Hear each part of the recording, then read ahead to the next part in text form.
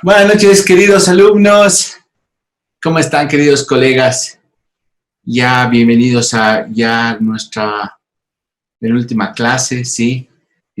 Han pasado violento 2 semanas. Quería, antes de continuar con los medios internacionales de pago, un poquito hacer algún tema de feedback, ¿sí? De los trabajos que están presentando. Algunos me han llamado, algunos me han escrito, les he tratado de responder en la medida que he podido. Hay productos súper interesantes, por ejemplo, está el tema de la avena. He podido ver, bueno, que el Carlos ya nos amenazó con el tema de la chachairu, también ya lo he colocado, pero también estoy viendo unos temas muy interesantes de la biosal, ¿sí? Que lo presentó Rosalía. Me parece muy interesante la biosal como un producto alternativo. Estamos viendo el tema de madera con diseños también. Eh, a ver, y esta que me pareció interesante, sí, y que tal vez, mil disculpas por la ignorancia, pero uno puso el ocoró o camururú. Es una fruta esta, ¿no es cierto? Está nuestro colega o nuestra colega que ha colocado este tema, el ocoró, que me parece súper interesante. Creo que no está, pero creo que es una fruta. Bueno, tenemos pito de cañagua. Estaba viendo también que tenemos harina de haba, el chuño. Hay una colega que justamente estaba hablando hoy día, que está viendo el tema de soldaduras blandas de estaño, que me parece muy interesante el producto, ¿sí? A ver, ¿qué más tenemos acá? Ah, vinos, pucha, me encantó ese tema de los vinos, sí. Es un tema muy interesante los vinos, muy difícil, pero no imposible, ¿no? Son vinos que son muy interesantes. Pero bueno, vamos a ir haciendo un poquito de feedback para que podamos trabajar, pero les he pasado un material que me parece muy interesante respecto al neuromarketing, ¿ya? Eh, todos los productos son vendibles, todos los productos se pueden vender, todos los productos se pueden exportar. Va a haber algunos que son más difíciles que otros, definitivamente. Va a haber algunos más difíciles que otros. Pero en realidad todo se puede exportar. Pero quiero que también consideren el tema del cómo. Por ejemplo, la gente que está exportando el tema del chuño, ¿cómo lo van a exportar? Hay alguno que está queriendo exportar madera con diseños. ¿Qué diseños? O sea, ¿cómo lo quieres exportar? ¿Quién te va a comprar eso? ¿Qué diseño especialmente a qué? Entonces, quiero un poquito compartir este tema del neuromarketing, ¿sí? Que ya les he pasado un artículo que es bastante interesante, pero también quisiera reforzarlo con este video que es muy cortito, ¿ok?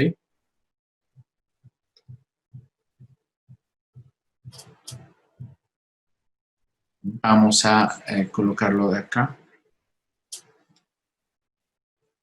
De mi segunda pantalla.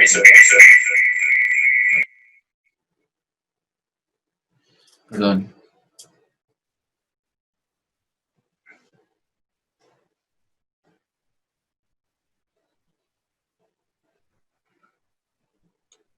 Ok. Lo vamos a compartir acá.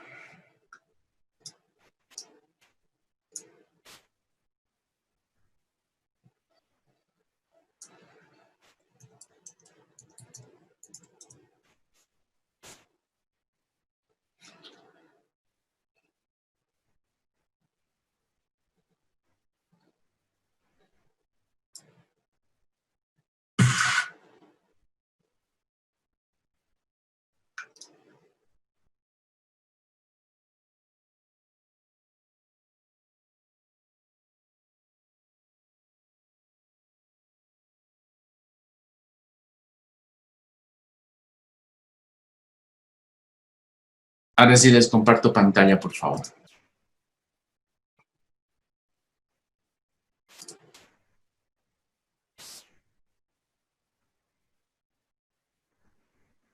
Marketing para conquistar al consumidor. Seguramente ya has escuchado este término, pero aún no sabes realmente de qué se trata esto del neuromarketing. El neuromarketing se basa en la aplicación de las técnicas de la neurociencia al marketing. Su objetivo es conocer y comprender los niveles de atención que muestran las personas a diferentes estímulos, de manera que se trata de explicar el comportamiento de las personas desde la base de su actividad neuronal. Hoy en día, en nuestra sociedad, la presencia masiva de publicidad es algo completamente normal. Las personas son bombardeadas por publicidad de muchas formas y en muchos momentos siento cada vez más intrusiva y algunas veces poco sutil. Probablemente tal cantidad de publicidad no realice su función y al final el deseado objetivo, que sería vender lo que está en la repisa, se queda allí. En este sentido, se busca comprender qué es lo que agrada a las personas. Es aquí en donde entra el neuromarketing. Pero ¿qué es lo que analiza el neuromarketing? El neuromarketing analiza el comportamiento del consumidor. Con el neuromarketing se estudian los procesos mentales de las personas, los cuales son la percepción visual, la percepción auditiva y el tacto. Esta técnica se basa en saber qué buscan las personas, cuáles son sus objetivos y metas. Por eso les interesan nuestros pensamientos y sobre todo nuestras emociones y motivaciones. La función de analizar esto es para intentar predecir el comportamiento y decisiones finales de los consumidores, y esto se aplica al marketing tradicional para mejorar el diseño de productos o servicios, mejorar los precios, el branding, el posicionamiento, el target y los canales de venta, etc.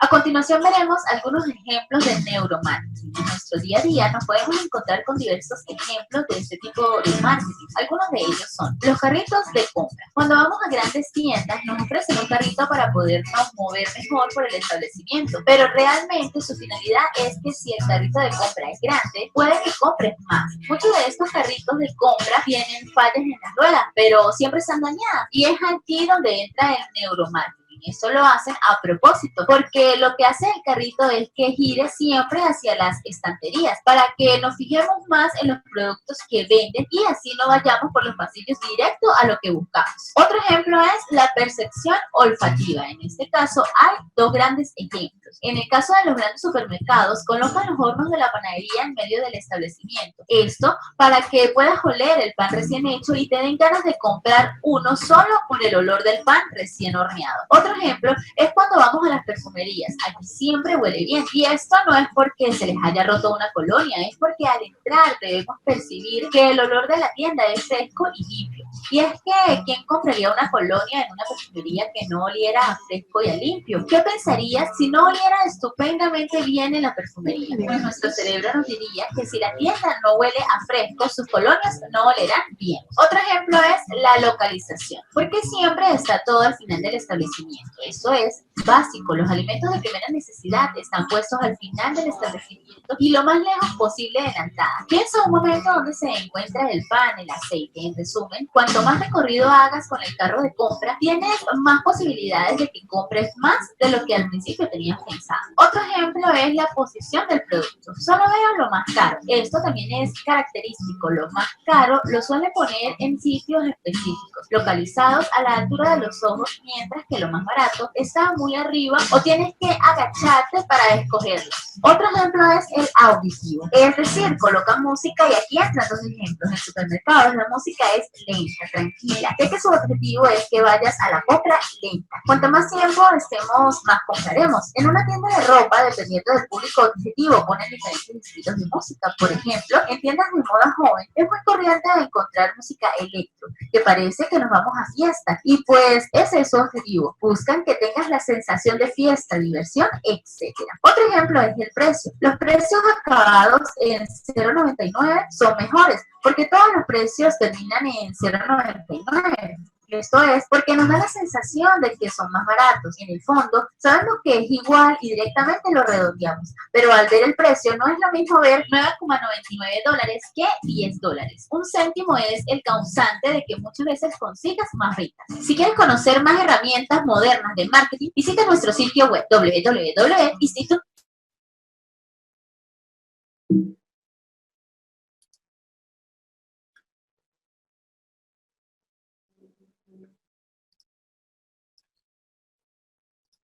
Ok, ¿Qué les pareció, no? Y es así que nosotros tenemos que exportar nuestro producto considerando estos temas adicionales. Muchas veces nuestro producto puede ser súper interesante, súper comercial acá, pero tal vez no va a ser muy querido allá donde quiero exportar, por la forma, por cómo es el producto, ¿sí? Entonces, también a veces es bueno nosotros saber cuáles son las intenciones de nuestro cliente final. No voy a alcanzar nunca de ese tema de la cerveza, que me pareció muy interesante porque se adaptó incluso el tamaño y la cantidad de la cerveza justamente para ese mercado, ¿no? Donde la gente quiere consumir una cerveza grande. Bueno, entonces tengo que mandar una cerveza grande. Si mando la de medio litro, para ahí no va a satisfacer, ¿me entienden? Entonces, eso es importante. En los productos, por ejemplo, que me han puesto el pito de cañagua, el tema del ají, que me parece también increíble ese producto. Veamos el tema de los envases, veamos cómo se pueden comercializar. Estudiemos un poquito el tema del mercado. Es muy fácil ahora con el internet un poquito analizar esos temas. Por ejemplo, si yo quiero exportar ají, entonces México será un tema interesante. En México existen 54 tipos de ajís. Imagínense, 54 tipos de ajís. Entonces, será buen mercado, ¿no? En el tema de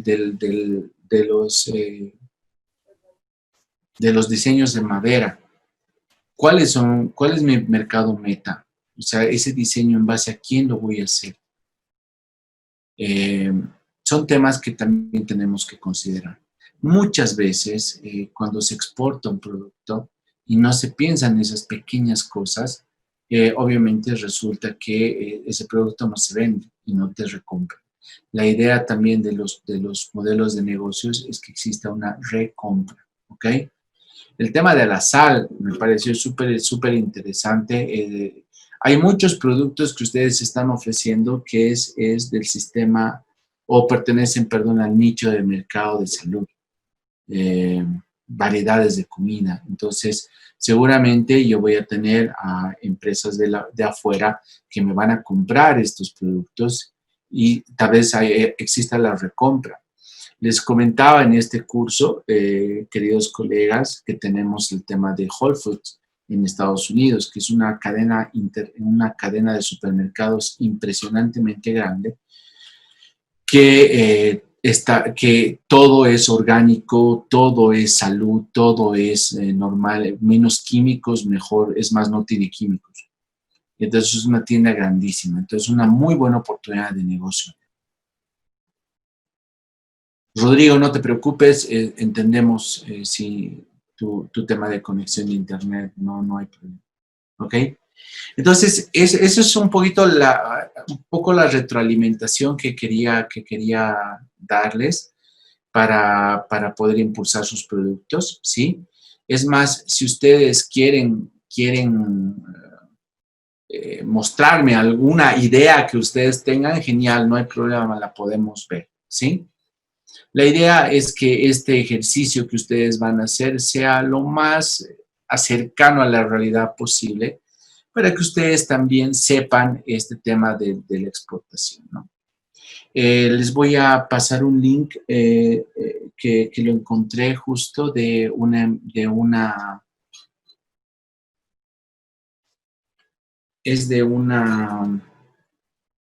feria internacional que se llama ProPerú, ¿sí? Lo voy a poner para que los administradores puedan subir. Es una entrevista que se hace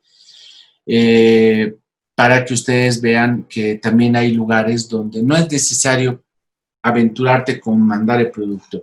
Entonces, son ferias internacionales que te pueden buscar aliados estratégicos en otros países.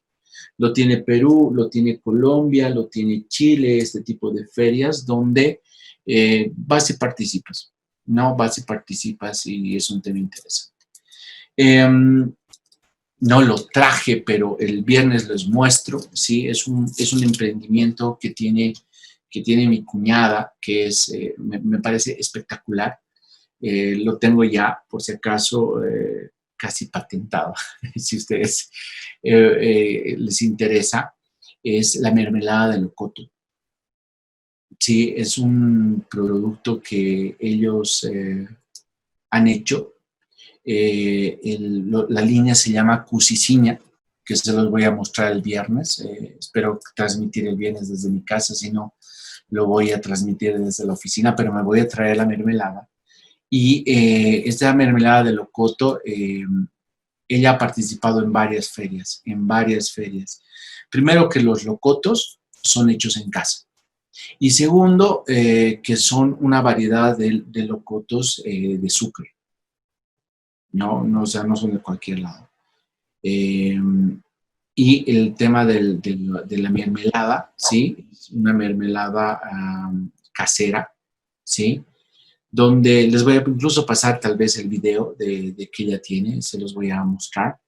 Entonces, por ejemplo, ella ha diseñado un envase muy, muy, muy llamativo para el tema de la mermelada de locoto.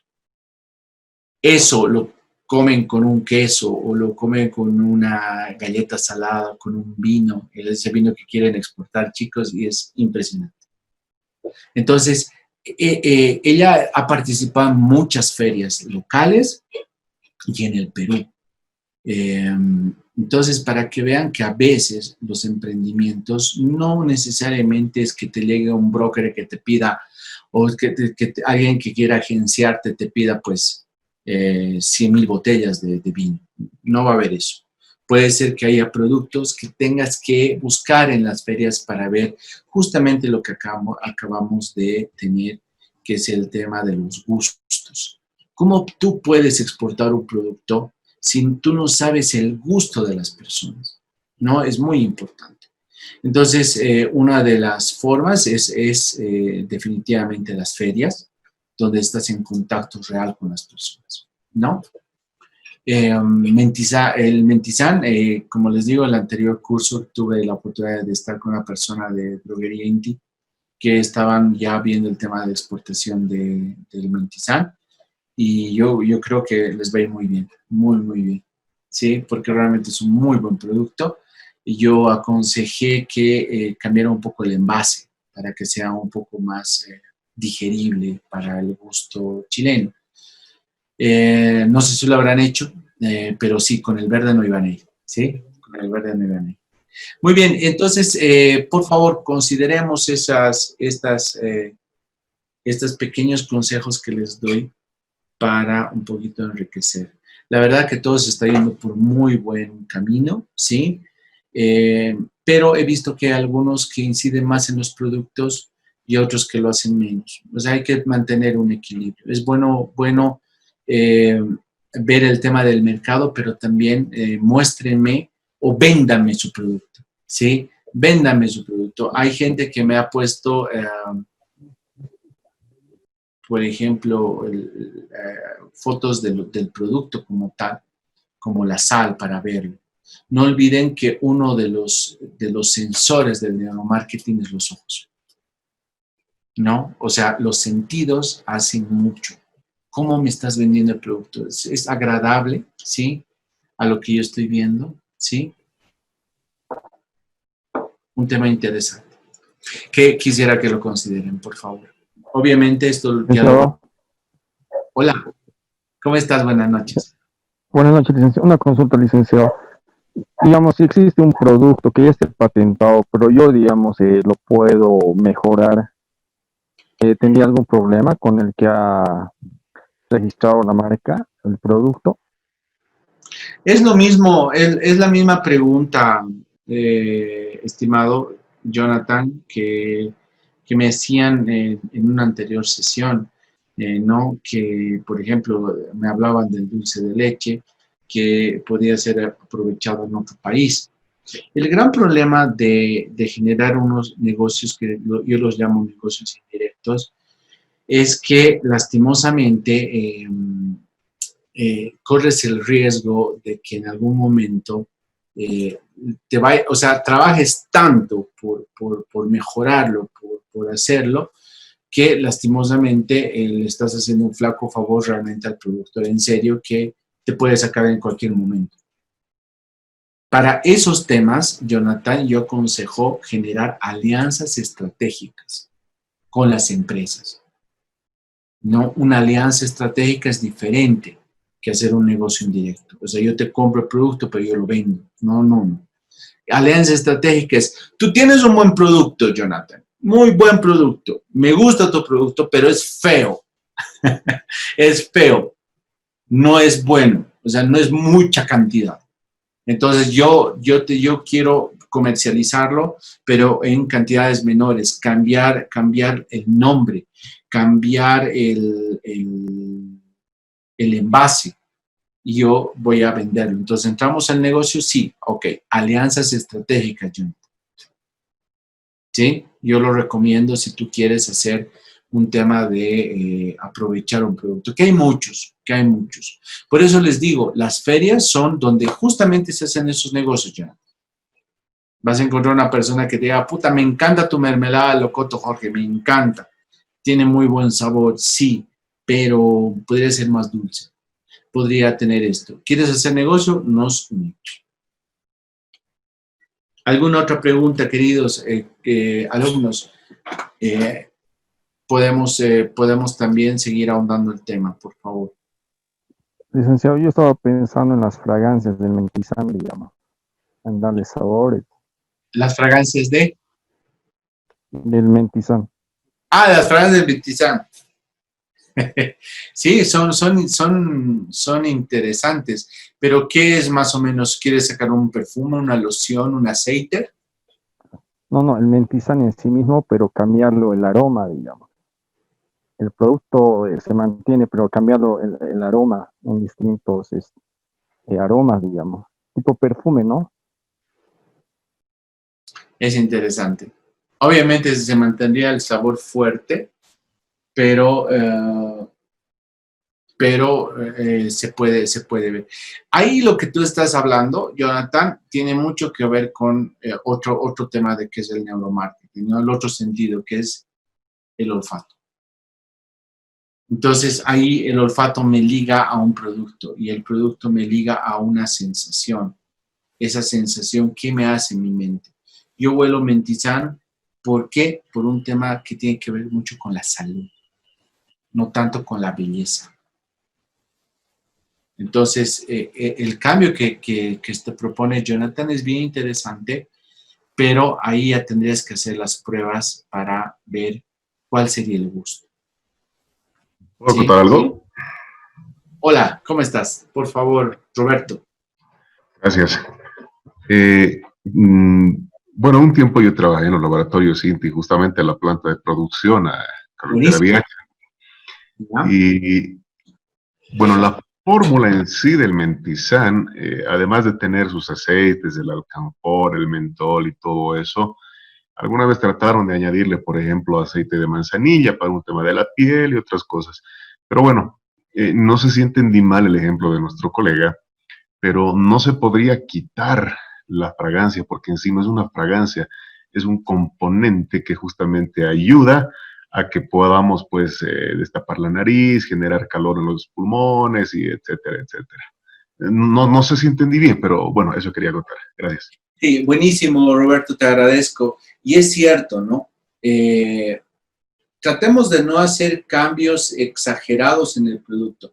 Recuerden las primeras clases.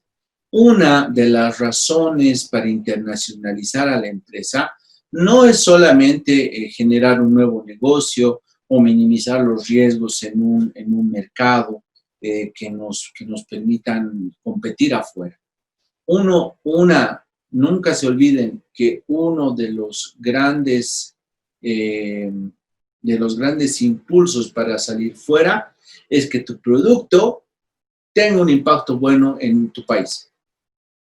Si tu producto tiene un impacto bueno en tu país, teniendo en cuenta que hoy por hoy los mercados son mucho más abiertos, donde no puedes decir si el mercado boliviano, no, no. O sea, en el mercado boliviano también entra gente extranjera, entra gente de otro país, entra gente, pero es un boom mi producto, es una razón para internacionalizarse.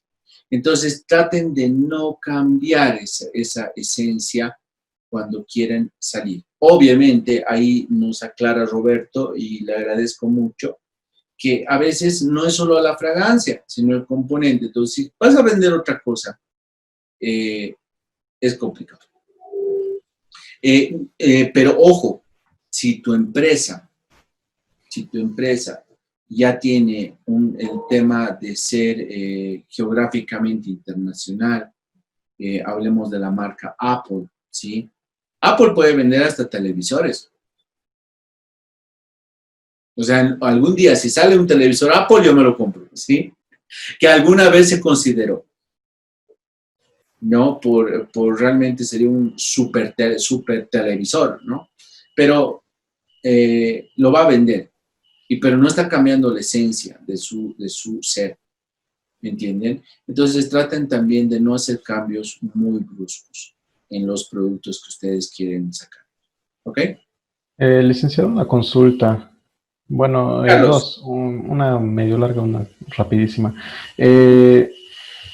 Mire, le voy a poner este ejemplo. Yo quiero exportar mineral de hierro y mi cliente es una siderúrgica en el exterior y me dice, mira, para evitarnos hacer el proceso de pago, ya sea SWIFT o bueno, que intervenga un banco y tener que pagar comisiones, él prefiere reexportar el producto finalizado de vuelta a Bolivia, ¿no? Entonces yo le paso hierro y él me devuelve acero con el mismo valor del valor de mi producto exportado. ¿Puedo hacer eso? Es decir, la aduana me permite hacer ese movimiento de activos sin necesidad de marcar una salida en contabilidad de caja. Carlos, en ese tema, tú estarías sacando un producto, perdón, estarías exportando definitivamente algo. Esa persona que te está pidiendo el acero en cierto estado, lo que va a hacer es internar bajo RITEX. Y eso sería algo inteligente, digamos, porque está evitando el tema de internación definitiva y está solamente ligándolo a internación temporal. Lo procesa, le devuelve fierro y te lo puede exportar a ti y tú lo vas a importar como fierro. No hay problema. Ah, ya entiendo. ¿No? Pero esto solo se aplicaría a productos que están en proceso de producción, pero por ejemplo yo quiero exportar cebollas y que me devuelvan en celulares. Ahí no eso ya es difícil, ¿no? O sea, eso ya cuando el producto ya es diferente, entonces lógicamente ya no existe ese beneficio del RITEX. Y ahí ya no es tan buen negocio, Carlos, porque tú al exportar es free taxes, ¿no ves? No tienes impuestos. Pero esa persona también puede generar el free taxes con el tema del RITEX, porque lo va a internar sin impuestos, pero lo va a exportar. Y tú realmente vas a generar el costo de importación cuando venga ya el producto terminado. Entonces ahí, si te das cuenta, estás jugando de manera inteligente con los impuestos de importación. Ya veo. ¿Okay? La otra consulta es más rápida. Estaba investigando este tema de la Chachairu y me registré en una página que se encarga de monitorear los precios de alimentos en el mundo. Y me registré como una empresa y el otro día me llamaron unos argentinos queriendo hacer negocios y la cosa es que me dijeron que debo tener una empresa que ya tiene el certificado sanitario para exportación. Una vez lo consiga, ya les paso la cantidad y la fruta que es desconocida para ellos, que la van a analizar. Y ellos se van a encargar de contactarme con compradores alrededor del mundo, ¿no? Con una comisión una vez esté hecho el negocio. Entonces yo solamente me encargaría desde aquí de preparar la producción y hacer la exportación desde Bolivia, como soy gente aquí en este país. La pregunta es, ¿yo puedo hacer, no sé si necesito ser una empresa para exportar o puedo hacer solamente hacer una unipersonal con mi NIT y sacar yo el certificado fitosanitario de producto alimenticio, de un producto que ni siquiera yo lo estoy produciendo, ¿no? Yo lo estoy comprando a una persona que hace achichairo para consumo nacional, yo le compro su producción y yo hago como si fuera de mi empresa el certificado de sanidad, ¿no? ¿Es posible? Sí, es interesante tu metodología. Pásanos, por favor, Carlitos, pásanos la página, me parece interesante. Claro. Este tema de la Feria del Perú, que también es parecido a lo que está diciendo Carlos, pero solo que hay que ir a exponer. Entonces, sí, ya hay una empresa así. Perdón, ya una página desarrollada buenísima. A ver, les comento, para poder exportar, mínimo tienes que ser una empresa unipersonal, mínimamente. ¿Ya? No necesariamente tienes que ser una sociedad de responsabilidad limitada. Y con el NIT y obviamente el Fondo de Empresa te habilitamos como exportador en la aduana nacional, pero ya tienes que cumplir los requisitos en SENASAC para obtener los certificados sanitarios. Pero no se hacen problemas si es que yo no soy el que produce. No, porque es el mismo tratamiento, Carlos, que hacen, por ejemplo, las beneficiadoras así se las llama, ¿no? Las beneficiadoras de castaña en el Beni. Es la misma situación. Los exportadores de castaña no producen la castaña, la rescatan. Y por eso se hacen asociaciones que le han llamado beneficiadoras. Entonces, los productores les venden directamente a estas beneficiadoras. Las beneficiadoras colocan los productos justo para exportación y exportan. Licenciado, Dime. ¿eso no sería revender? Eso es una reventa. Eso es una reventa, Jonathan. Pero esa reventa es de alguna manera aprovechando también un tema de oportunidad. Por ejemplo, les tengo que tocar un poquito el tema tributario nacional.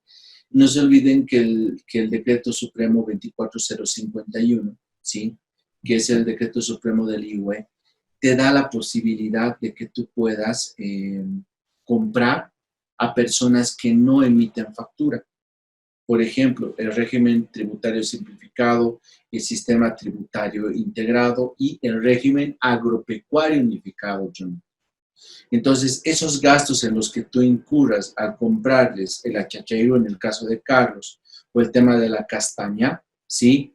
Te permite comprarles y generar un gasto deducible, que en todo caso estas personas no te van a emitir una factura. Entonces llega a ser un tema interesante de negocio, siempre y cuando la producción que tú mandes sea en el mismo estado y tú no tengas que incurrir en mayores gastos más que tal vez el embolsado, el empaquetado o algo así. Las beneficiadoras de castaña llenan contenedores y mandan el producto tal cual. Entonces, puedes aprovechar algunas ventajas impositivas, Jonathan, en Bolivia, para ver este tema. Sí, eso también vi, licenciado, en Cobija. Sí, ¿no? Hay hartísimo de eso. A ver, me pregunta Ciprián, ¿será factible exportar charque de camélido? Sí, no hay problema, pero igual que Carlos, tienes que sacar certificados sanitarios para poder hacerlo, ¿no? No se olviden que ya este año o la gestión anterior, no me acuerdo cuál, que ya ha habido una primera exportación de carne boliviana al mercado asiático. Sí ha habido ya un tema que fue muy publicitado por Caínco de Santa Cruz de la primera exportación de carne. Entonces hay esa posibilidad, ¿no? No hay ningún problema. Siempre y cuando obviamente se cumplan los estándares de seguridad, de sanitarios, para poder exportar sus productos. Creo, licenciado, que ya se está exportando carne, también como la lana de llama también. Sí, hay exportaciones de, o sea, se ha abierto mucho. Te cuento, Jonathan, que el mercado europeo es súper interesante y potencial con el tema de todo lo que son los camélidos. O sea, el europeo en sí es un gran fan de lo que es la carne de llama, o la carne de llama especialmente, por el tema de los triglicéridos y el tema de que la carne es más magra, menos dañina. Entonces, y adicionalmente a eso, son muy fans de lo que es también las vicuñas en cuestión de su fibra para hacer ropa al menos. Es muy cotizado. Entonces, es una línea interesante, Jonathan, de negocio. Licenciado, buenas noches. Hola, buenas noches. Quiero acotar algo con respecto a las empresas de exportación, en particular alimentos, ¿no? Todas las empresas son acopiadores de los productos. Por ejemplo, la quinoa también, ¿no? Hay empresas que acopian la quinoa, lo procesan, hacen el secado, toda esa situación, y lo exportan. Asimismo, en la castaña, por ejemplo, en Cobija, ya están exportando sin la cáscara. Entonces, para optimizar el espacio, el peso, toda esa situación, ¿no? Y también el haba o la haba de la misma manera. Son acopiadores, compran de las áreas rurales. Entonces, ahí van procesando. La mayoría de las empresas que vi hasta el momento son acopiadores de carga, acopiadores de alimentos para su exportación. En caso mío, por ejemplo, estoy pensando ya, no, bueno, en el trabajo, ¿no? Para exportar quinoa a China, entonces estoy trabajando en eso, licenciado. Buenísimo, Freddy, buenísimo. Sí, o sea, ya encuentras que no solamente tienes que tener un producto bonito para exportación, sino va a depender mucho de tu mercado. O sea, yo no me voy a meter en neuromarketing en el tema estratégico de lo que tú estás exportando, pero es buscar buenos mercados, ¿no? Nuevos mercados. O sea, la verdad que el tema del marketing internacional es un todo, ¿no? Es un todo. Va a depender mucho de tu cliente. Y vuelvo al principio, a la primera filmina que hemos visto. ¿Qué es? O sea, ¿cómo generas mayor valor a tu empresa? Cuando tú sabes satisfacer las necesidades de tus clientes. Ok, palabra santa, señores. Realmente eso nos ayuda hartísimo. Hartísimo. Ok, creo que hemos hecho un buen feedback. Sí, no sé si hay alguna pregunta más para poder volver a nuestra materia. Muy bien.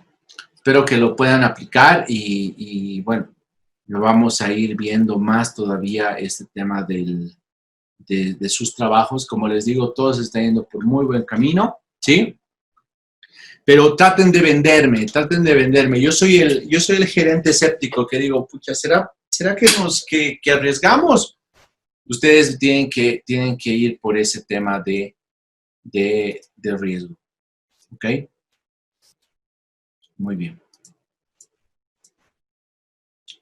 Bueno, el anterior el lunes hemos tocado este tema de lo que es los medios de pago simples. ¿Por qué lo llamamos simples? Porque no están ligados a lo que es necesariamente los documentos de importación. Ambos van juntos, tanto el producto como los documentos de importación van juntos. ¿Generan riesgos? Sí, porque tiene que haber una alta confianza con el comprador que me tiene que pagar para que yo, exportador, pueda hacerlo. Riesgos fuertes.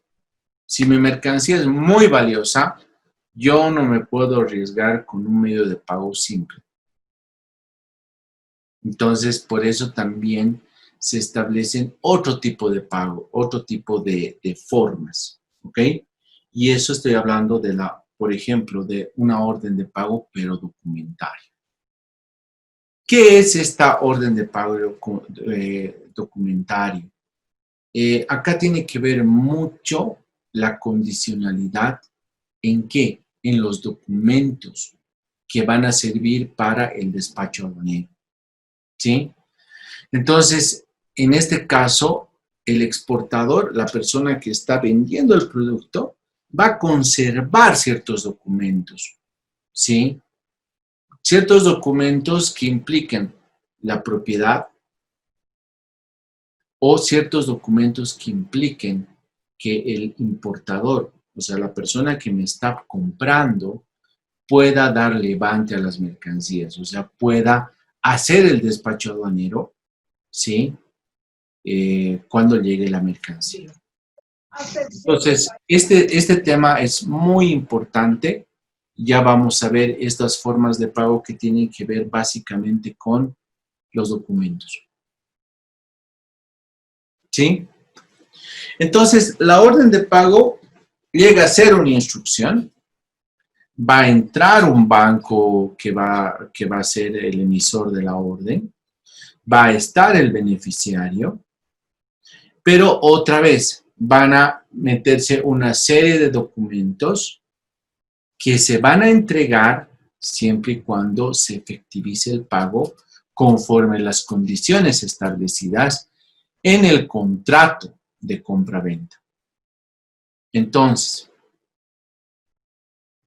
quienes intervienen en esta orden de pago documentario, va a entrar el importador, quien va a ir a su banco y va a pedir este tipo de servicio, una orden de pago documentario.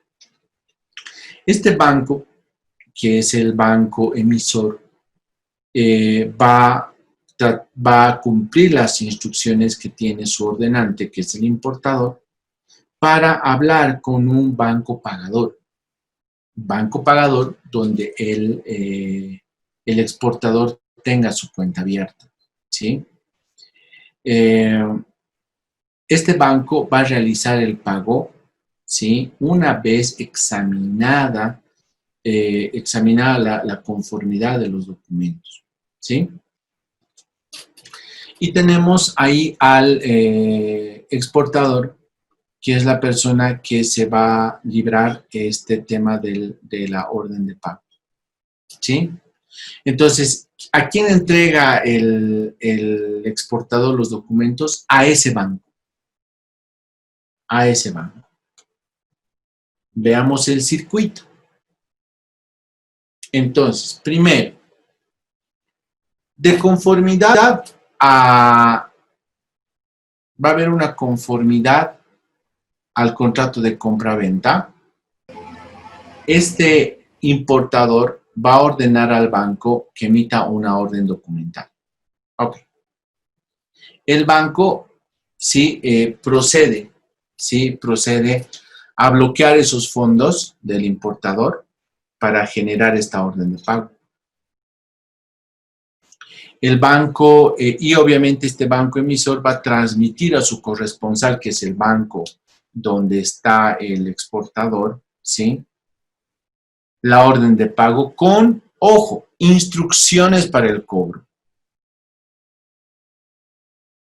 El banco que recibe esa instrucción va a comunicar una vez que llegue esa orden al exportador que hay una orden de pago documentaria que entre comillas le llamamos condicionada. ¿Condicionada a qué? A que existan ciertas formalidades de parte del exportador. Entonces el exportador agarra y dice, sí, exactamente, aquí están todos los documentos que tienen que ver con la exportación. ¿Sí?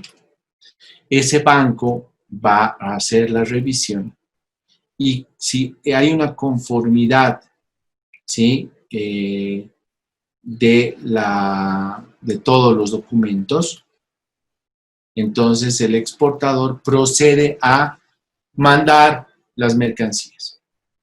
Ojo, las mercancías que no están acompañadas de los documentos. Entonces, este exportador entrega a este banco, ¿sí?, todos los papeles para que él le diga ok. Entonces, este banco, una vez revisada toda la conformidad de los documentos, le abona al exportador. Ojo, al abonarle al exportador le cobra comisiones. ¿Sí? Este banco pagador, que ya le ha pagado al exportador y ya ha dado constancia de que se está exportando la mercancía, ¿sí?, envía los documentos al banco emisor. Y el banco emisor, que ya ha terminado con la responsabilidad, lo que hace es entregar los documentos al importador. Obviamente, acá le vuelve a cargar comisiones y otros gastos que ha incurrido en este proceso. Entonces, esta orden de pago documentario ya implica, como pueden ustedes ver, implica un mayor relacionamiento, un mayor involucramiento del banco. Entonces, el banco no solamente paga, sino examina, revisa, ¿no? Entonces, tiene obviamente una carga mayor de revisión en este proceso, ¿sí?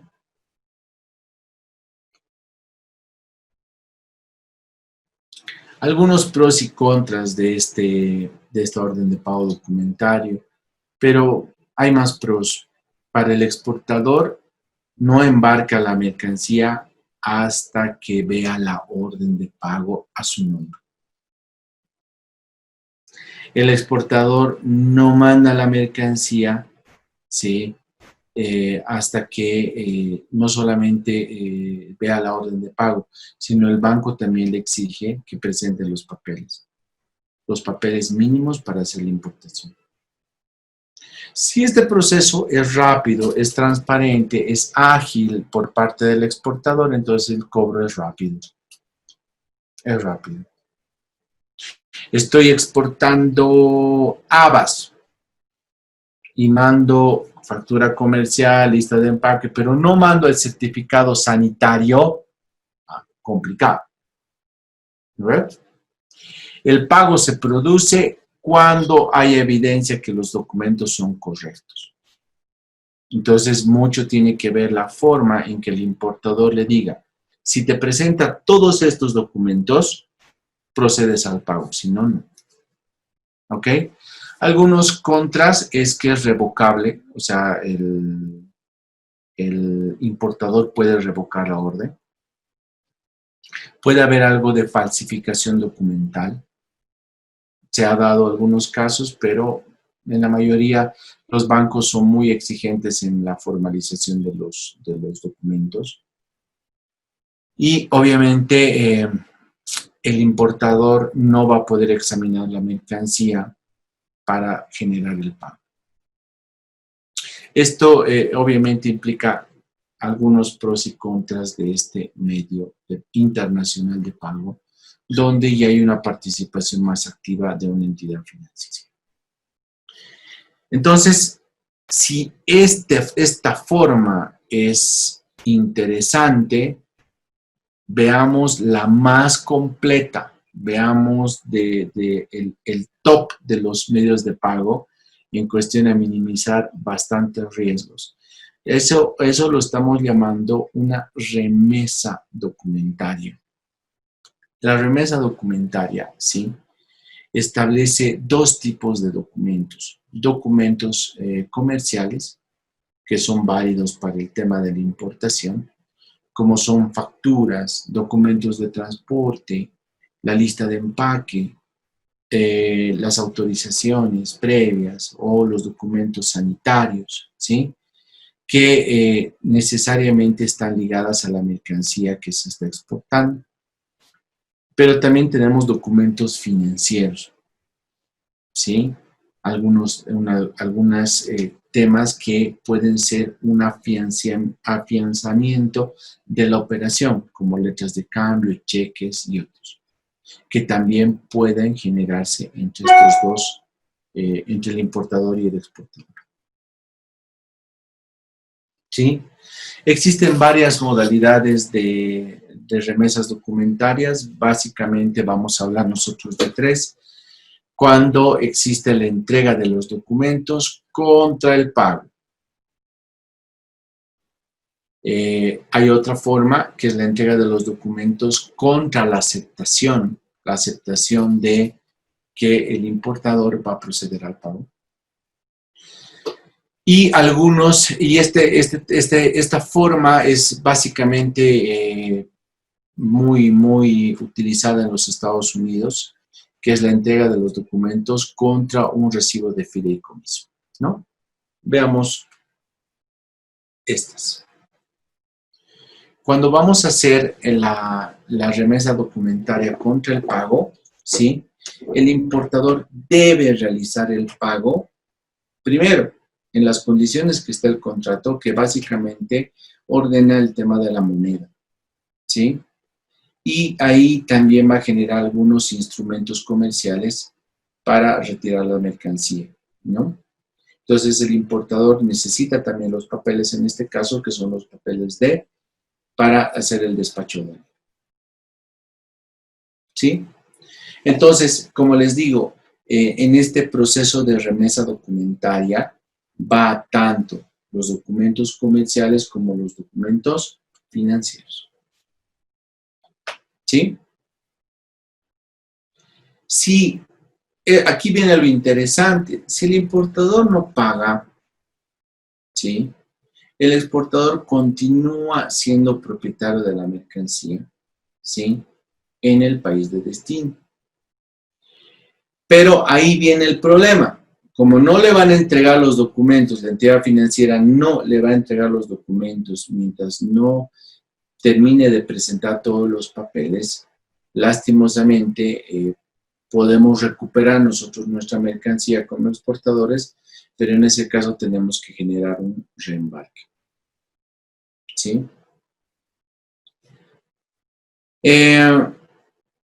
Ahora bien, el efecto, que es el tema de la aceptación, ¿sí? Puede concretarse hasta un vencimiento, ¿no?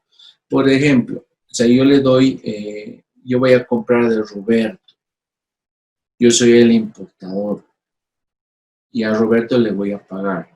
Pero le digo, ok, dame chance para que me lleguen los productos, los pueda vender. Entonces va a haber un tema de aceptación y cobro. O sea, que el banco va a decir, ya te voy a dar los documentos, pero ojo, dame alguna garantía que tú me vas a pagar. Ya está garantizando el banco, ¿no? Entonces, este importador lo que hace es garantizar eso, ¿sí? Y en este caso vamos a tener de alguna manera 2 remesas. Una de la aceptación, ¿sí? De que realmente el importador va a pagar, y otra a un tema de un vencimiento. Es decir, yo importador quiero los papeles, sí, pero voy a dejar alguna garantía en el banco, y si no, es el banco el que va a responder. No, aquí el exportador está tranquilo y feliz. ¿Sí? Entonces, esta orden de pago es una forma muy interesante, porque es una instrucción que va a hacer el importador a su banco, ¿sí? Para que el beneficiario, ¿sí? Tenga una determinada cantidad de dinero para que entregue los documentos. O sea, el importador tiene que tener una cantidad suficiente de plata para que le pueda dar.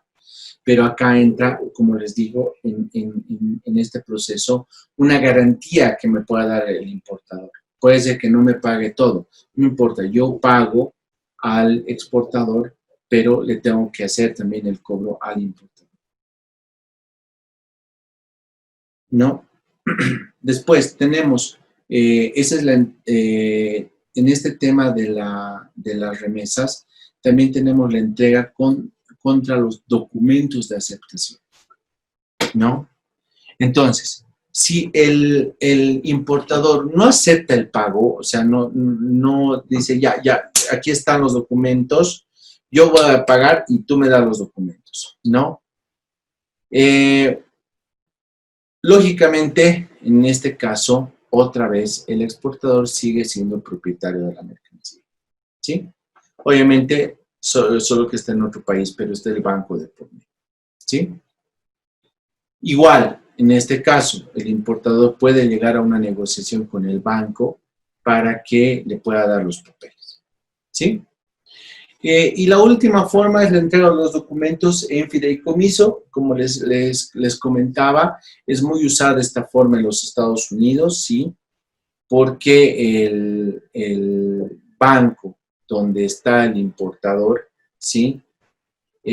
También adquiere una responsabilidad para entregar los documentos siempre y cuando estamos hablando de productos alimenticios, esta persona que es el importador se comprometa a tener todos los registros sanitarios en Estados Unidos de la FDA. No nos olviden que es el Food and Drug Administration, que se tiene que hacer el papeleo para que se puedan importar estos productos.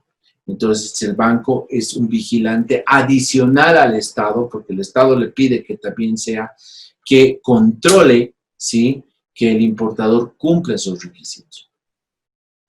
Entonces, ¿qué es lo que hace el importador? A cambio de recibir los documentos comerciales que necesita para iniciar esos trámites, va a suscribir un depósito, ¿sí?, que lo llamamos Trust Letter o Trust Letter Hypothecation, o un recibo de confianza, ¿sí?, a tener la mercancía bajo control del banco hasta que cumpla esos requisitos que son sanitarios en Estados Unidos. ¿Ok? Entonces acá no solamente está el que él se comprometa con el banco a hacer el pago, sino que además se comprometa con el banco para que pueda, ojo, entregar todos los documentos que tienen que ver con los documentos sanitarios. ¿Cómo funciona este circuito? Primero tenemos el exportador, ¿sí? El exportador remite las mercancías al comprador, al importador, pero no con papeles, ¿sí? El exportador, ¿qué hace? Entrega esos documentos a su entidad bancaria, ¿sí? Para que sean entregados, ¿sí? Contra una entrega de un pagaré o una carta de compromiso de pago que pueda ser, que tenga un vencimiento y sea cobrado al importador. En este caso, no va a haber el pago inmediato, ¿sí? Puede haber un tiempo de espera que pueda estar pactado previamente. Entonces, la entidad remitente envía los documentos a su entidad que se llama la representadora o la cobradora, ¿sí? Con las instrucciones establecidas. O sea, tú vas a entregar los documentos contra el pago, mejor. Pero si no es contra el pago, contra una aceptación de que él va a pagar. Muy bien. Entonces, aquí la confianza al exportador la está colocando en estos bancos. En el banco emisor. Pero ese banco, a su vez, está trabajando con el banco pagador. La entidad que está representando la entidad cobradora va a presentar los documentos al importador, ¿sí?, con la indicación de que se tiene que crear un pagaré por parte del importador. O sea, yo te voy a entregar los documentos, tú no tienes la plata, pero aquí están los documentos. Tú me firmas un pagaré y si realmente tú los pagas, yo no hago ninguna acción. Pero es el banco el que inicia el cobro.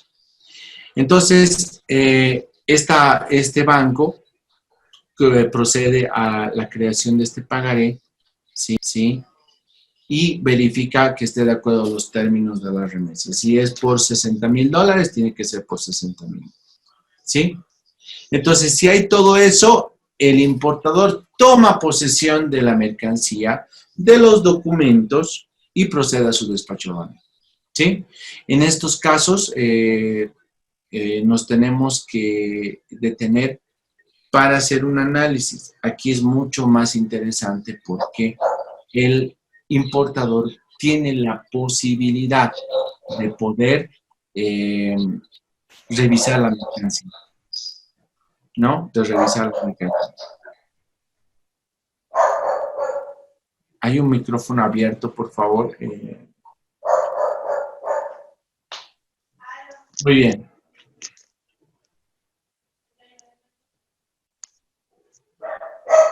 Muy bien. Tenemos Rodrigo, no te preocupes, por favor, ni más falta. La entidad, ok, ya tenemos eso. La entidad cobradora, ¿sí?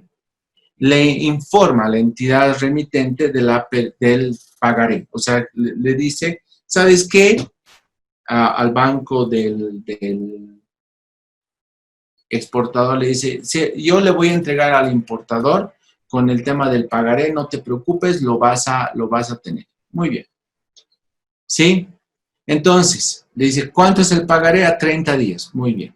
Al vencimiento de ese pagaré, la entidad cobradora, ¿sí? Presenta el pagaré para que se haga cargo del mismo y se haga el pago respectivo. Entonces, la entidad cobradora efectúa el pago de la remesa, ¿sí? Al exportador, ¿sí? Y obviamente, cuando esta persona, que es el importador, después de 30 días lo pague, la entidad remitente, una vez que reciba el reembolso, efectúa la liquidación de la remesa, ¿no? Entonces dice, ok, ya le pago al exportador, yo genero un pagaré, me va a pagar en 30 días y si no me paga, yo lo empiezo a ejecutar, me paga y nos reembolsamos todos. Obviamente, esta actividad implica una serie de comisiones, no solamente al banco que se está haciendo cargo, sino también al banco que también va a asumir el riesgo de generar un pagaré contra el importador para que esté cumpla. Pero acá es una mayor seguridad al exportador porque el exportador está generando su plata, que es lo que más nos interesa. Y se está dejando que la responsabilidad del cobro sea a las dos entidades financieras. La primera, la que está librando la orden del pago documentario, y la segunda, que está librando el tema del pagaré para que cumpla el importador. Pros y contras de esta remesa documentaria, ¿sí? La gestión de cobro es iniciada por el exportador, entonces el exportador tiene toda la posibilidad y ventaja de que pueda recibir el pago. Se retiene la propiedad de la mercancía hasta que haya la aceptación de parte del importador. Puede establecer algunas instrucciones del banco en caso de que no acepte o que no genere el pagaré, ¿sí? Y adicionalmente se puede ver la validez de los documentos comerciales antes del pago o su aceptación. Incluso el importador puede revisar la mercancía cuando está llegando, ¿no?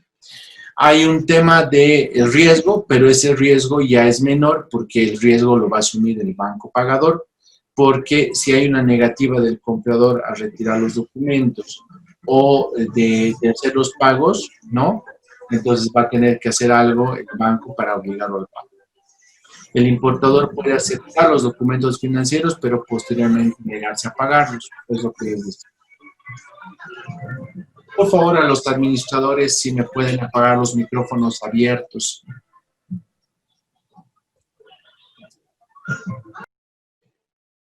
Ahí está Rubén. Muchas gracias, querido Rubén.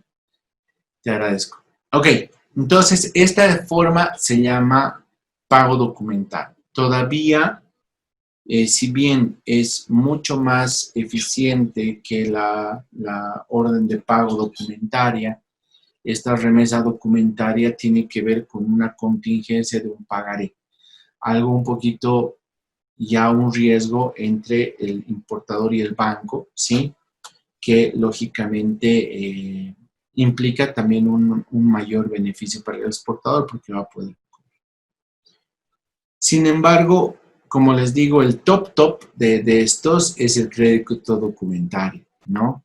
Donde ahí sí es un business muy interesante del banco, porque si este comprador no tiene plata, se lo financia, ¿no? Entonces acá hay un tema muy interesante donde mediante la banca tú estás vendiendo, estás asegurando tu cobro, ¿sí?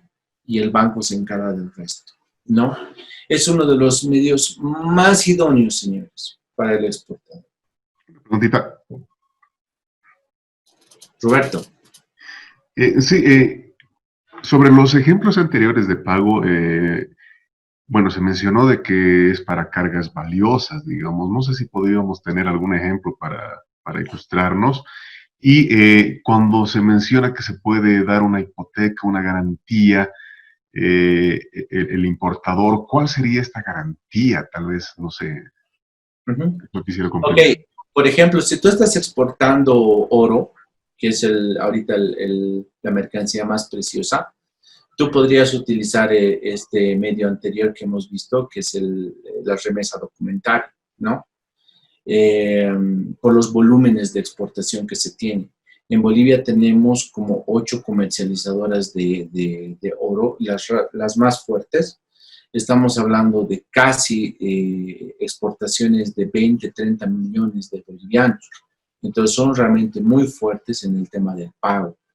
Entonces, para ese tipo, yo haría un crédito documental, perdón, una remesa documental. Ahora, respecto al tema de la garantía, es por eso es que ya empieza el riesgo, Roberto. ¿Por qué? Porque la garantía de la aceptación del importador con el banco es un simple pagaré o un documento o un cheque, ¿no?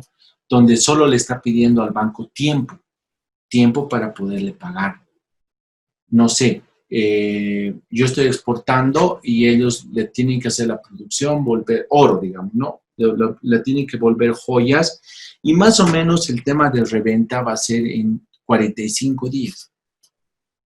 Entonces, el banco está esperando a que a ese importador desaduanice, haga el proceso de manufactura, venda y me pague.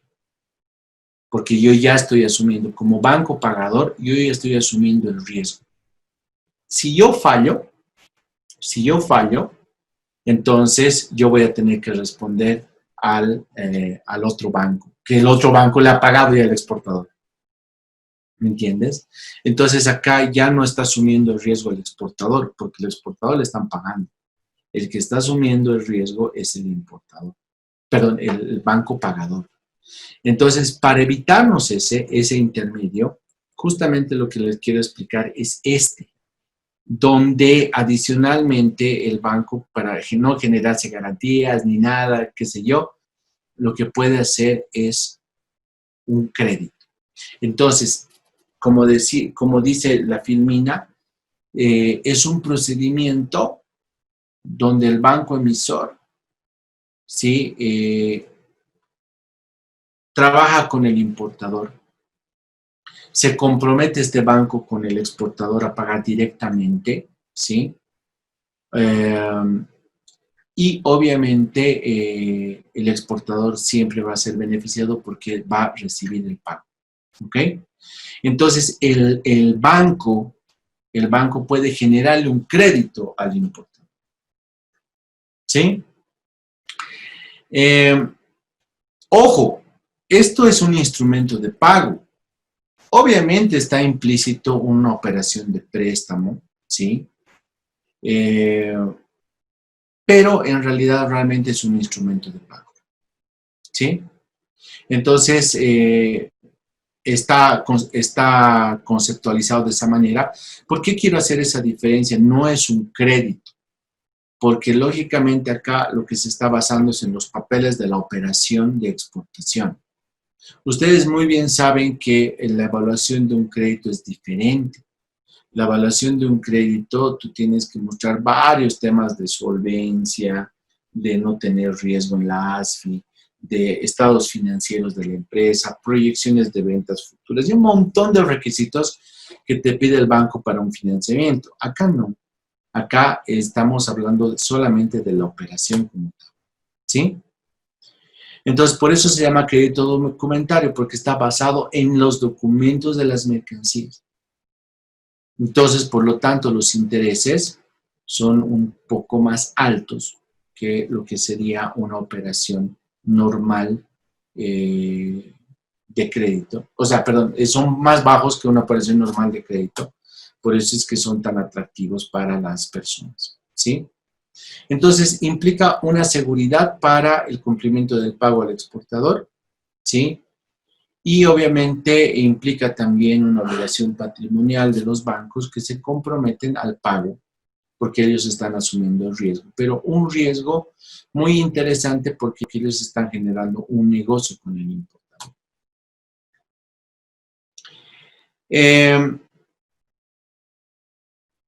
Y lógicamente están cumpliendo con el fin último que es el generar el medio de pago, un medio de pago idóneo para el exportador, ¿sí?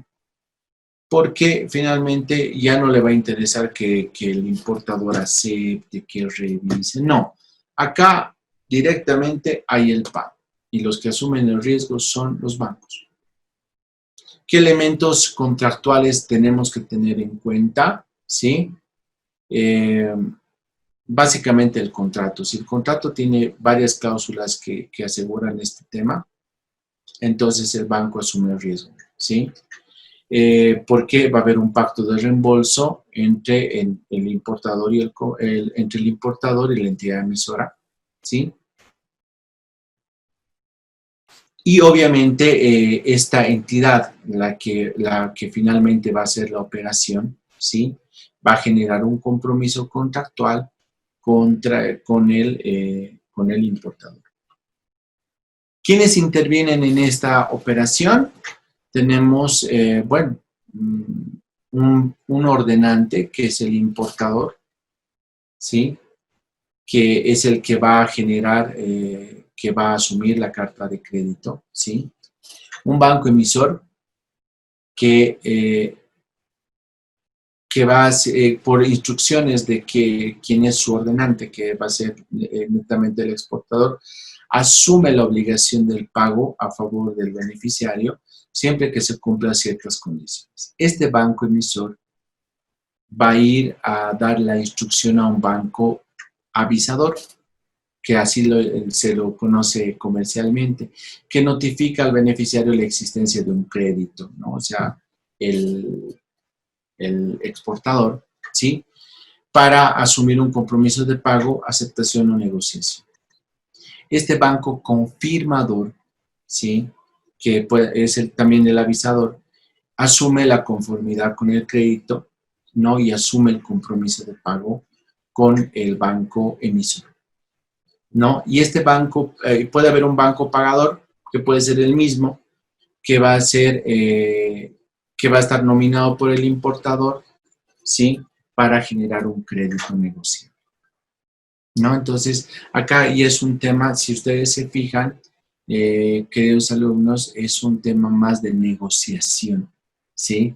Donde el primero que tiene el beneficio es el exportador, ¿sí? Porque le van a pagar. Pero el banco ya va a negociar el crédito con otro banco y ese banco va a negociar las condiciones con el importador si no tiene plata. Entonces, esa carta de crédito es importante porque va a asumir este proceso. ¿Qué hace la carta de crédito? Es una orden condicionada que está dentro de este tema de documentario, ¿sí? Donde el exportador va a generar un crédito, ¿sí? Y obviamente esto lo va a generar un banco corresponsal para que se entreguen ciertos documentos por parte del exportador, ¿sí? Para que éste proceda al pago. Y obviamente ya vaya negociándose, ¿sí? Para ver este circuito, ¿ok? que me parece importante. Y te voy a dejar de compartir pantalla. Tengo listo un video de circuito, ¿sí? Que lo llamo así, para que veamos esto y no nos perdamos en este crédito documentario, ¿sí? Denme un segundito, les voy a volver a compartir pantalla para que este rollo del crédito documentario se pueda entender bien.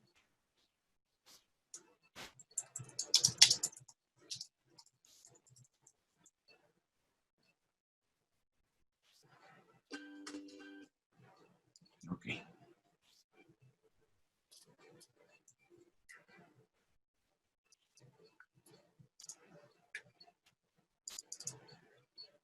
Vamos a ver entonces esta partecita para que lo puedan revisar. Exportar e importar. ¿Qué medios de pago son los más adecuados? En el comercio internacional, la elección del medio de pago es algo trascendental a la hora de negociar el contrato.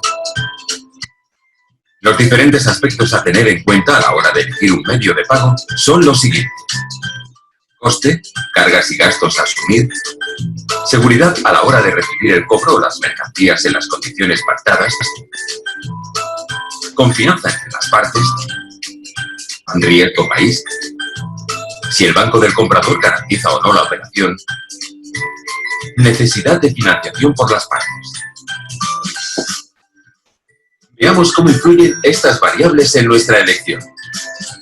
Si la confianza es máxima entre las partes, un cheque, transferencia o remesa simple será suficiente a la hora de elegir el medio de pago. No será necesario que los bancos intervinientes en la operación garanticen el pago. Precisamente por ello, estos medios de pago serán los más económicos. Sin embargo, si no hay máxima confianza entre las partes, querremos utilizar una remesa documentaria o un crédito documentario. La remesa documentaria. La remesa documentaria es un medio de pago donde el exportador remite a través de su banco los documentos comerciales que pueden ir acompañados o no de documentos financieros como letras o papeles. Estos documentos se entregarán al importador a través de una entidad financiera de su país, bien en el momento del pago, bien cuando se comprometa al pago diferido de la remesa, o bien contra la aceptación o pago de los documentos financieros si los hubiera, y habiéndose cumplido rigurosamente las instrucciones de entrega indicadas por el exportador. En una remesa, las entidades financieras actúan únicamente como intermediarias, sin asumir la garantía del pago de la misma.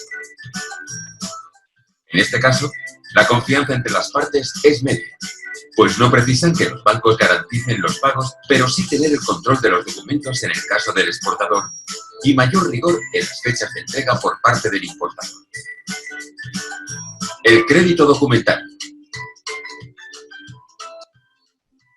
El crédito documentario es un medio de pago en el que el banco del importador garantiza el pago al exportador, si éste presenta los documentos que se le exigen de acuerdo con el condicionado del crédito documentario.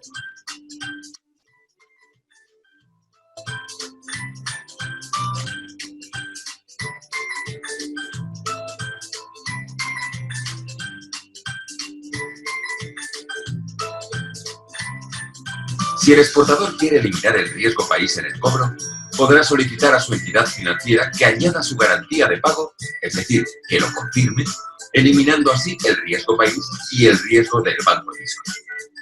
Si actúa usted como importador, contar con un banco con una sólida reputación internacional le dará imagen de solvencia ante sus compradores.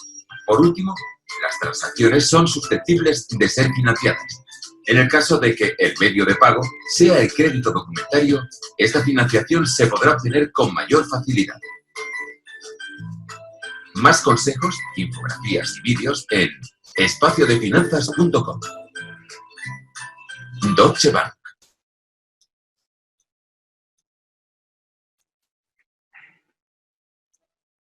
Ok. Sí, como han visto, como han podido ver, tenemos estas formas que son ya donde los bancos entran con mucha fuerza en el tema documental, ¿sí? Querido Judá García, no te preocupes, sí, creo que tiene otro inconveniente, otro colega nuestro. Bueno, entonces, vamos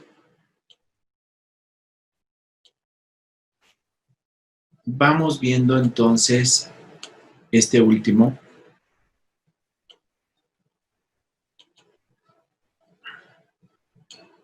Que es la carta de crédito.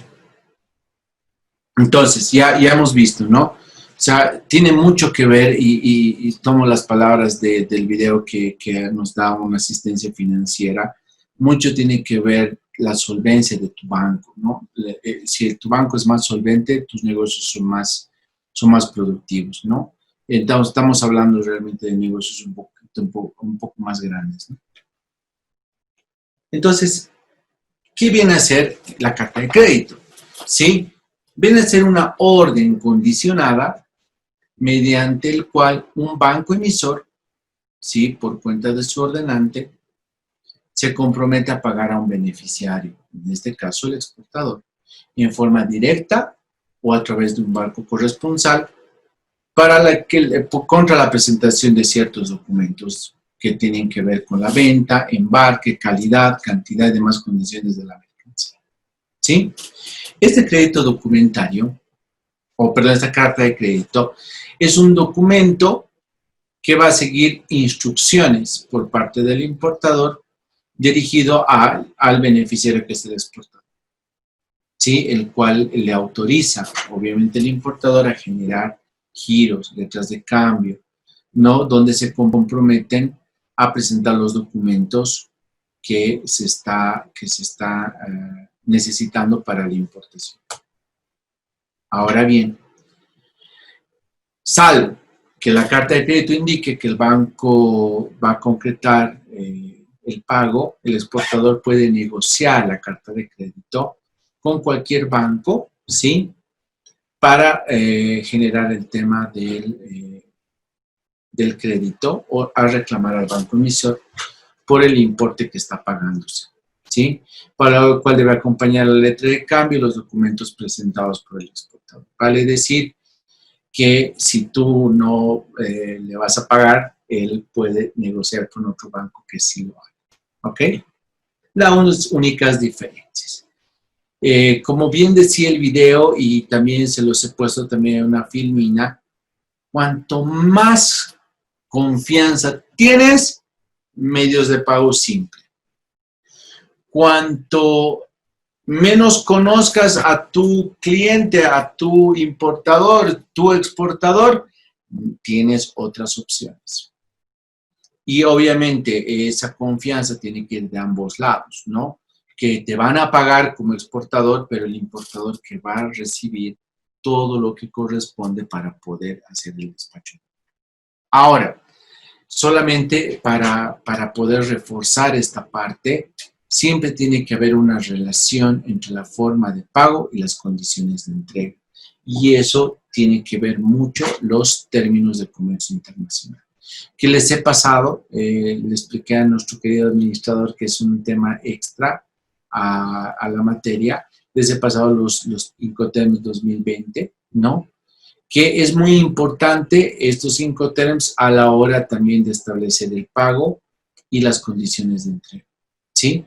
Entonces, estas condiciones que son internacionales las vamos a usar justamente para generar estos medios de pago y garantizar la entrega de la mercancía. ¿Sí? Tenemos muchos términos de comercio exterior, pero ¿cómo se relacionan a la forma de pago? ¿No? Por ejemplo, si nosotros vemos un Incoterm, nosotros vamos a centrarnos en qué cosas. En 3 elementos importantes: la entrega de la mercancía, la recepción de la misma, la transmisión de los riesgos de la mercancía del exportador al importador y los documentos de entrega, o las pruebas que establezcan la entrega de la mercancía. ¿Sí? En el ex-works, donde es el primer término de comercio internacional, este término donde solamente el exportador se compromete a entregar los productos acondicionados para la venta en sus almacenes, ¿sí? Es uno, por ejemplo, que señala cómo se está entregando, ¿no? Yo te estoy entregando mi producto en mi almacén. Listo. Te transfiero el riesgo en mi almacén. Por lo tanto, tiene que haber el pago ahí. Y todo el proceso de desaduanización, o sea, de los papeles de exportación, de llegar a la aduana más próxima, del flete principal, pero no antes del flete, de colocar la mercancía en el buque, en el barco, en el tren, de transportar la mercancía, de desembarcar la mercancía, de hacer los trámites de importación por parte del importador. Entonces, el vendedor, ¿qué hace en este Incoterm? Asume todos los riesgos, ¿sí? Hasta que haya entregado el producto. Esto implica que el comprador, como les decía, asuma todo el ciclo hasta que esté en sus almacenes. ¿Cuál es el documento de prueba de la entrega? O una nota de recepción, ¿sí? Firmada por el transportista que está recogiendo la mercancía, una entrega de conformidad del comprador, cualquiera sea, es importante a la hora de entregar en este tipo de Incoterm, que es el ex-works. ¿Qué me sirve para este tipo de pago? Puedo usar una orden de pago, puedo hacer un cheque, porque obviamente es un pago donde ya tengo la posesión de la mercancía. Entonces, ¿es más fácil tener la posesión de la mercancía y de los papeles? Sí, en el ex-works te lo entregan en el almacén. Por lo tanto, no corresponde acá un tema de crédito documentario, por ejemplo. ¿Por qué? Porque estoy trabajando ahí y estoy recogiendo la mercancía ahí. Obviamente, el proceso de la traída de la mercancía hasta Bolivia, ¿sí? Poniendo un ejemplo, es muy largo. Bueno, es finalmente con el propio riesgo del importador que él verá cómo va a traer la mercancía, pero ya tiene posesión de la misma. Pero ya hablamos, por ejemplo, de un free on board, por ejemplo, de un tema que implica que el exportador no solamente embala la mercancía o la pone en acondicionamiento para exportar, sino que hace los papeles de exportación, lo lleva al puerto, aeropuerto o lugar de entrega más próximo, ¿sí? Y paga todos los gastos hasta que la mercancía esté en el buque. Entonces, ahí el importador todavía no tiene una posesión de la mercancía. Entonces, obviamente, acá la transmisión de riesgos se da cuando yo coloco en el buque. Entonces, el comprador va a tener que correr el riesgo de el flete principal, el seguro, el desembarque de la mercancía, ¿sí? Entonces, hay una serie de variables. Que todo esté correcto, entonces ya está asumiendo un riesgo, ¿sí? Entonces, el documento de prueba de entrega en este caso es el BL, simplemente el BL. Yo no sé qué va a pasar en el barco. Entonces, ¿qué tipos de medios de pago utilizaré? Algo más documental. Y mejor si ese documental implica que yo tenga la posibilidad de revisar la mercancía cuando llegue. Entonces, fíjense cómo los Incoterms están íntimamente relacionados con los medios de pago. Si el Incoterm es más extremo, hablamos de un DDP, un Delivered Place,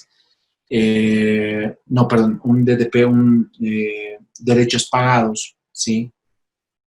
Donde todo el proceso lo hace el exportador hasta que estén en los almacenes del importador, tengo que hacer un crédito documentario. Porque no sé si realmente haciendo todo ese esfuerzo me va a pagar. ¿Sí? Haciendo ese esfuerzo me va a pagar.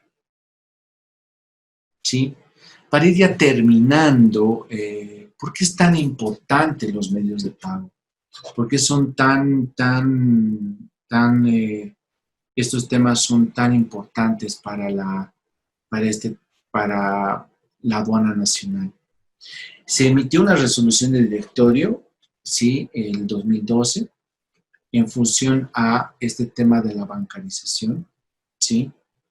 Donde en Bolivia se tomó el criterio de que las transacciones superiores a 50.000 bolivianos deben ser respaldadas, deben ser justificadas. Y para ello se estableció este tema de 50.000 bolivianos. La normativa fue la Ley 62, el Decreto Supremo 772, que establecía esta figura de que todos los valores FOB mayores a 50.000 deben ser garantizados, pero deben ser respaldados. ¿Con qué? Con medios internacionales de pago. ¿Sí? Entonces, ojo, acá tiene que ver también los conceptos de la mercancía, del valor de la mercancía, el valor declarado en aduana, ¿sí? Por lo tanto, estos temas de estos valores adquieren una gran importancia, ¿sí? La misma norma establece ciertas formas de pago. Puede haber un pago anticipado, que es el cash in advance, ¿no? Cuando el importador hace la efectiva cancelación de una suma total o parcial de la compra de las mercancías, ¿sí? Incluso antes de que se realice el embarque, ¿no? O la entrega de los documentos que generen la propiedad al importador. Antes de eso, emite un pago, ¿sí? Los pagos siempre tienen que ser realizados en las fechas convenidas, donde esté respaldado el contrato de compra-venta. Cash in advance, puede haber pagos anticipados al embarque. Puede haber un pago al contado, que es el cash, ¿no? Que implica hacer efectivo el pago del total de la mercancía cuando, ¿sí? Haya sido embarcada, ¿sí? Cuando se transfiere la propiedad de la mercancía, ¿sí? De acuerdo otra vez al contrato, ¿sí? Y también el contrato que está en función del Incoterm. Puede haber un pago contra entrega, también la norma lo permite, que es un cash on delivery, donde implica que el importador va a hacer efectivo el pago, ¿sí? El momento de entrega, ¿sí? De la mercancía, ¿sí? Lo cual actúa como un agente de cobro de la transacción por cargo del exportador cuando, ¿sí? Ya se han cumplido todas las condiciones para que el importador tenga posesión de la mercancía. También puede existir un pago al crédito, donde implica que, de acuerdo al contrato de compra-venta, los pagos se van a hacer en fechas futuras. También lo tenemos que declarar en la declaración de importación.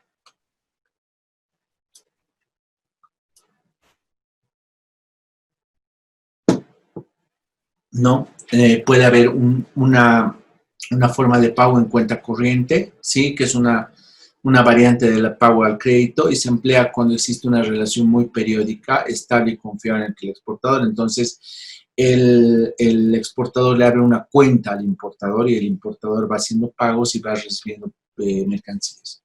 Entonces, para fines aduaneros, se tiene que un poquito transparentar esa forma para que la aduana pueda establecer cuáles son los parámetros para que se pueda identificar el costo, ¿sí?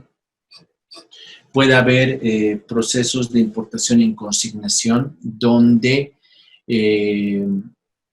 Obviamente te están dando la mercancía, tú haces el proceso de importación, haces la venta y una vez efectivizada la venta, recién depositas por la mercancía vendida.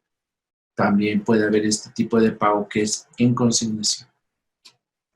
Pago mixto, vamos a llamar así a todas las formas de pago mixto de las anteriores. Cash in advance, en delivery, en cuenta. Tú puedes usar cualquiera de las combinaciones. ¿Cuáles son los medios de pago que establece esta norma que son aceptables en Bolivia? Es el cheque, la remesa simple, la remesa documentaria, la carta de crédito y el crédito documentario. Son los medios que te establece la normativa como válidos. Tú no puedes hacer otros pagos que no sean estos y los tienes que detallar. ¿Dónde los tenemos que detallar? En un cuadro que está en la declaración de importación y que adicionalmente esa forma de pago que tú estás realizando tiene que estar soportado por lo que es la autoridad de supervisión del sistema financiero. Entonces, básicamente estamos en este tema de la ASFI, ¿no? Para que se pueda trabajar. Obviamente, la ASFI tiene que autorizar a las entidades financieras a hacer estos tipos de pago, porque no podemos nosotros hacer ningún pago por otro tercero que no sea un banco. Es ahí donde en la página de documentos adicionales tenemos esta información, señores, que es el código que nosotros vamos a asignar al tipo de documento, ¿sí? Que vamos a registrar en la declaración de importación. En la descripción colocamos el certificado de entidades financieras emitido por, tiene que ser una entidad financiera regulada por la ASFI. En la referencia colocaremos el número del documento de pago que estamos realizando, la fecha de emisión del mismo, el importe y la divisa. Entonces, esto debe estar registrado en la declaración de importación, el momento de internación de la mercancía. Estos procesos son después revisados por la aduana nacional. Una mala consignación en la forma de pago, en el registro de los documentos, puede hacer generar una duda razonable al técnico aduanero, quien va a generar a su vez un proceso de fiscalización, que puede ser una fiscalización posterior o un control diferido.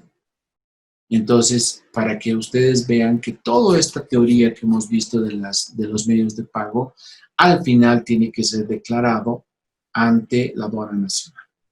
¿Ok? Muy bien, mis queridos alumnos. Hemos terminado un poquito antes el material que teníamos previsto para las 6 sesiones. Bueno, quiero un poquito comentarles cómo va a ser nuestra sesión del viernes, ¿sí? En nuestra sesión del viernes vamos a hacer un tema mucho más dinámico, ¿sí? Mucho más dinámico, donde ya no voy a hablar yo, lo van a hablar ustedes, ¿sí? Bueno, el día viernes vamos a asignar un tiempo de 3 minutos, 3. O sea, midan su tiempo. O sea, digo 3 con algunas preguntas que puedo llegar a 5, ¿sí? Tenemos 23 personas.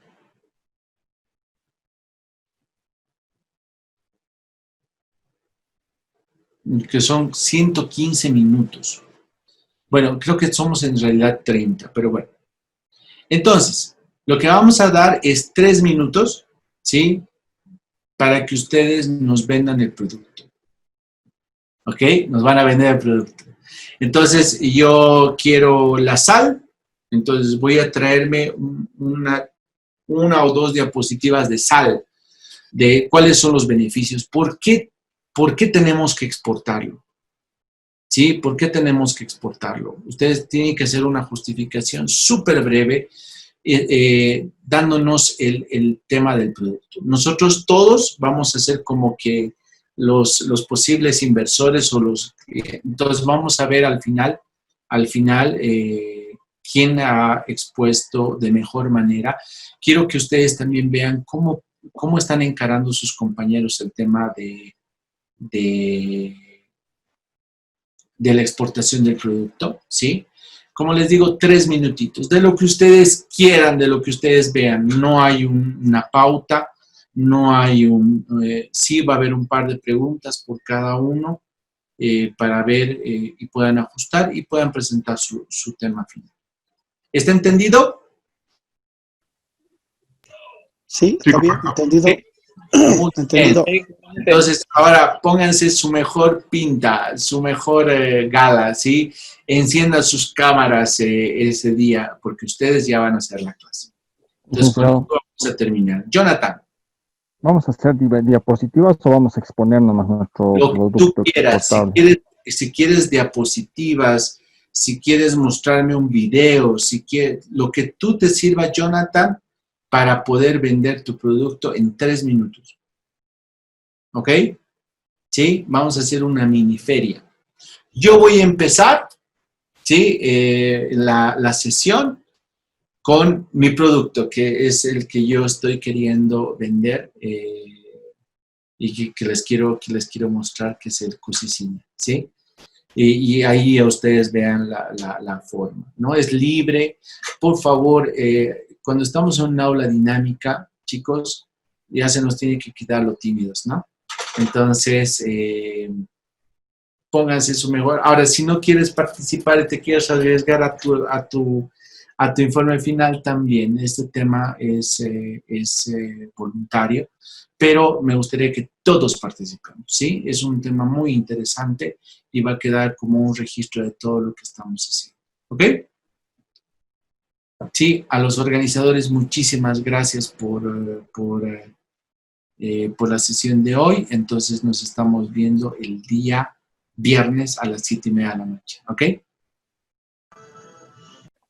Eso, licenciado, muy amable, gracias. Buenas noches. Bendiciones. Vuelvan con bien a su casa, los que no han llegado, y los que están ahí en su casa, genial, descansen muy bien. Que estén muy bien, chicos, nos vemos. Gracias, buenas noches.